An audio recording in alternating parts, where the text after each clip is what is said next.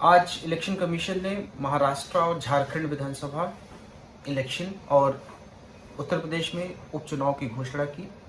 हालांकि मिल्कीपुर विधानसभा की घोषणा इस वजह से नहीं की गई क्योंकि वहां पे मेरे द्वारा एक याचिका फाइल की गई election petition Lucknow high court में। मेरे क्लाइंट गोरखनाथ जो वहां से विधायक भी रह चुके हैं और इलेक्शन पिटीशन हमने गोरखनाथ के द्वारा फाइल की थी, जिसमें हमने ये मांग की थी कि जो अवधेश प्रसाद जी जो अब सांसद बन चुके हैं, उनके द्वारा जो एफिडेविट फाइल किया गया था इलेक्शन कमीशन के पास, रिटर्निंग ऑफिसर के पास, वो बिल्कुल फॉर्ज है, फैब्रिकेटेड है। क्योंकि जो नोटरी उन्होंने कराई थी, ये मेरी याचिका है Gorakhnath versus Awadhesh Prasad Lucknow high court में।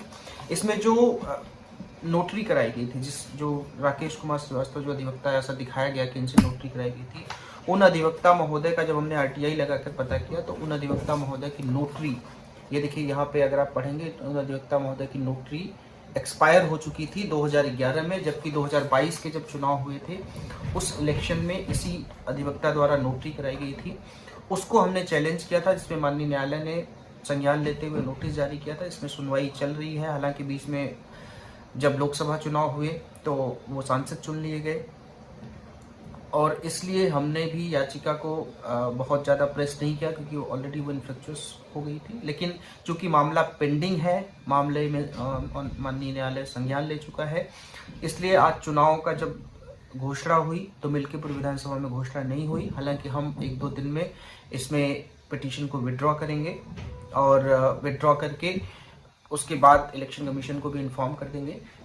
और दूसरी बात जो मैं देख रहा हूँ सोशल मीडिया पे कि बहुत सारे लोग इस बात को बहुत गलत तरीके से कर रहे हैं कि मिल्कीपुर से बीजेपी डर गई इसलिए वहाँ पे अनाउंस नहीं हुए, तमाम तरीके की बातें कि दिल्ली के साथ चुनाव होंगे और तमाम तरीके की बातें। तो बिल्कुल ये नहीं है। इलेक्शन कमीशन की अगर आप पीसी सुनिए तो उन्होंने बिल्कुल साफ तौर पे कहा है और हम जल्दी ही इस पिटीशन को 1-2 दिन में जो भी समय लगेगा इसको विड्रॉ करेंगे। विड्रॉ करके उसके बाद माननीय इलेक्शन कमीशन को भी हम इन्फॉर्म कर देंगे, क्योंकि अब इस पिटीशन को प्रेस करने का भी कोई मतलब नहीं है। क्योंकि हमारी जो याचिका थी, जो हमारे प्रेयर्स थे, वो इनकी सदस्यता रद्द करने के लिए और बाबा गोरखनाथ को वहाँ से विधायक मनोनीत करने की याचिका थी।